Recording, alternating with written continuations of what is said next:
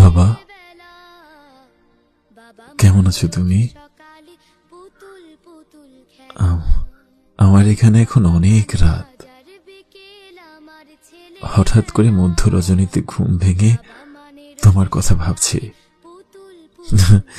অথচ এই বয়সের ছেলেরা গভীর রজনীতে প্রিয় তোমার কথা ভেবে রাত পার করে দেয়।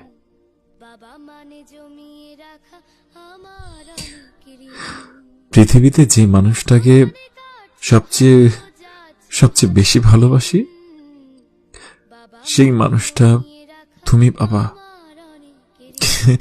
কিন্তু দেখো কি আশ্চর্য, কখনো মুখ ফুটে তোমাকে বলতে পারিনি বাবা,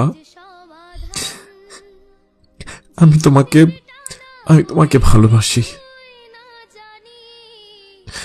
তোমার অসুস্থ কপালে হাত দিয়ে তোমার গায়ে টেম্পারেচার অনুভব করতে পারিনি কখনো, কিন্তু তুমি অসুস্থ হলে আমি ছটফট করতে করতে না ঘুমিয়ে রাত কাটিয়ে দিয়েছি। জীবনে প্রথম হাঁটতে শিখেছি তোমার আঙুল ধরে। কত যত্ন করে একটা একটা করে আমাকে কথা বলা শিখিয়েছো তুমি। আমার অন্যায় আবদারগুলো তোমার কঠিন পরিশ্রমের অর্থ দিয়ে কত হাসি মুখে পূরণ করে গেছো দিনের পর দিন। পৃথিবীতে আমার চোখে দেখা তুমি শ্রেষ্ঠ পুরুষ বাবা। তোমার মনে আছে বাবা, ছোটবেলায় তোমার সাথে যখন ভাত খেতে বসতাম, তোমার পাতে মা যদি ভালো মাছের টুকরা তুলে দিত, তুমি সেই মাছের টুকরাটা আমার প্লেটে তুলে দিয়ে মায়ের বকা শুনে খাওয়া শেষ করতে। বিশ্বাস করো বাবা, আমি যখন এই লাইনটা লিখছি,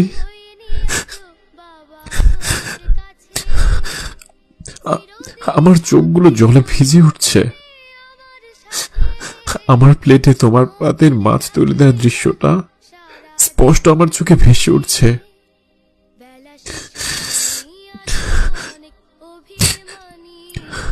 মায়ের কাছে শুনেছিলাম ছোটবেলা আমি নাকি একবার পানিতে পড়ে গিয়েছিলাম। প্রচুর পানি খেয়ে আমার যায় যে অবস্থা। তুমি নাকি আমাকে পানি থেকে তুলে ভীষণ কান্নায় ভেঙে পড়েছিলে। মা নাকি এরকম ভাবে কান্না করতে কোনো পুরুষকে দেখেনি।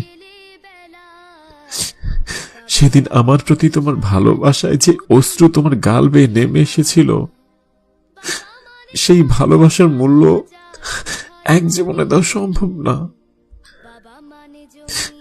ভালো থেকো বাবা, সুস্থ থেকো তুমি।